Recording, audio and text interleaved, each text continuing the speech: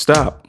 You or someone you know is about to be outraged that a group of people are trying to create unique solutions. They're just minding their own business, using their own time, money, and passion to create a design that you might not approve of. And that's okay. We still welcome you here. But don't be the guy who laughed at Orville and Wilbur. On this channel, we embrace solutions and people doing their absolute best to progress general aviation. And that might not look like our 60-year-old airplanes going on. It might look a little bit different. And again, that's okay. I'm actually really excited because of what it means for our learning and our advancement. So you want to see something cool?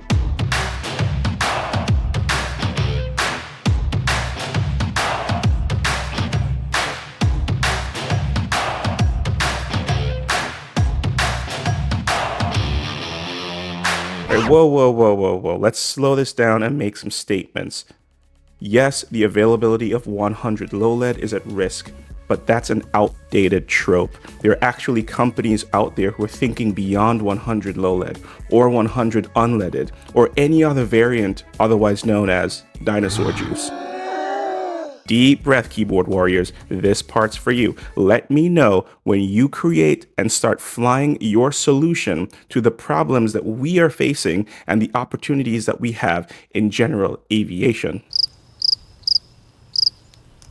I'll be waiting. Now exhale as you realize that there's a magenta line following generation who will likely outfly you and me. And by the way, the FAA already says that all of this is okay. So let's carry on. We paused to talk to one of these innovative companies at Sun and Fun 2026, so I want you to take a look. Hi, so my name's Sinjin Youngman. I'm the Chief Operating Officer at Skyfly. So Skyfly, we're based in the UK. We're developing a really novel general aviation eVTOL that you can see behind me. This is the Axe. So this is serial number 1. It's our first prototype. It's the aircraft we built to figure out if this concept works. So we've built scale models up to this point, but this aircraft here has been our test asset.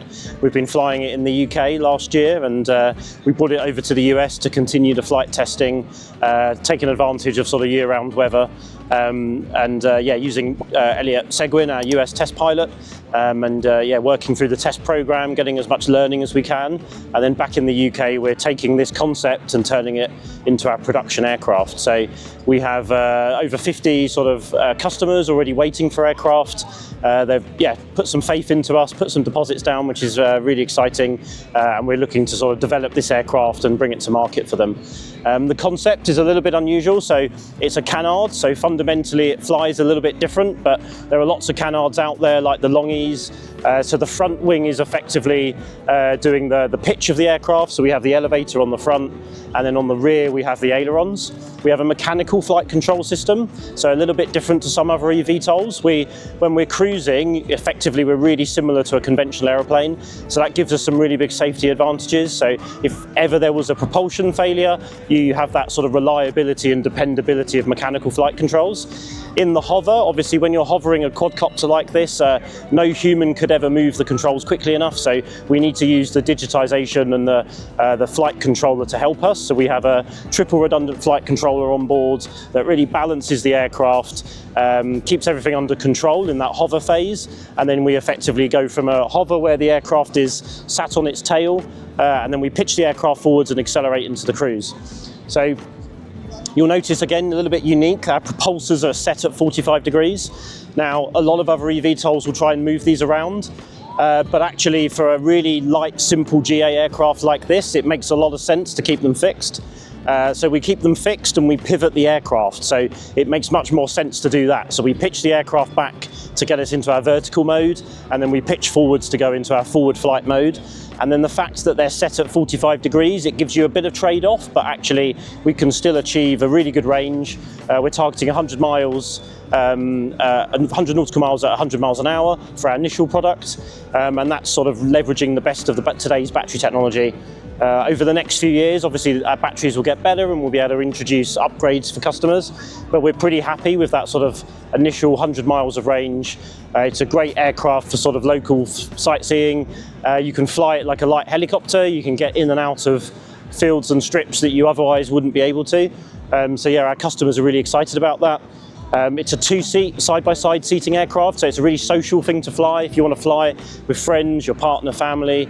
We're sizing it for 2 sort of full-size adults, so 100 kilograms in the UK, about 200 pounds per person. There's some small baggage space under the seats, so we can take advantage of that. But yeah, really, it's a really simple aircraft to fly. Very intuitive mechanical flight control system. So it's stick and rudder, very conventional. And then we'll provide differences training to help pilots with a fixed wing experience sort of get used to the hover. Where have you been doing your flight testing? So we've been flying in Oklahoma, so Norman. Yeah, we've been working with Athena. And yeah, we were using Elliot Seguin, really experienced experimental test pilot. Elliot's done a lot of electric aircraft work before, as well as his rotary and fixed wing experience. So it puts him in perfect place to sort of help develop the aircraft. And we've taken so much learning from this aircraft. So back in the UK, we're evolving this design. We're cleaning a few things up. We're putting a better set of batteries, better motors on the aircraft. And yeah, we're going to bring a really nice product to market for our first customers. Now, Mosaic is at the buzzword from last year's Yeah. Oshkosh release. How do you fit into the Mosaic space? What's going on? Yeah, so we're really excited about that. It was an amazing timing of the release of that regulation. So we're actually working with the FAA in the ASTM committees. So our engineering team are actively helping shape how that's going to come together, and later this year that comes into place. Got some pretty cool noises behind. Got some noise generators back there. So yeah, we're looking forward to be one of the first companies that sort of brings this aircraft to market. So it will effectively be an LSA, so an FAA LSA aircraft. It's pretty cool, F-22. Yeah. We don't get these back home, so it's good to see the F-22s. That is awesome. Yeah. Now I'm going to ask you a very uncomfortable question, but price-wise, where do you want to be? Where do you want to be with the airplane? Yeah, so our pricing's $400,000 is our base pricing. There's a few options that customers can add and some customization that will take you a little bit above that. But yeah, we're happy with that pricing. We think it's a fair price for the capability of the aircraft, and we've got a good number of customers signed up to that. We are open for more sort of pre-orders, and people are welcome to come onto the website, fill out. We've just launched our sort of first configurator, which is really exciting. So even for those of us that aren't yet in the place to buy an aircraft, go have a play with the configurator, come up with your ideal Axe specification, colours, interiors. But yeah, for those that are in the market for a new exciting aircraft, you can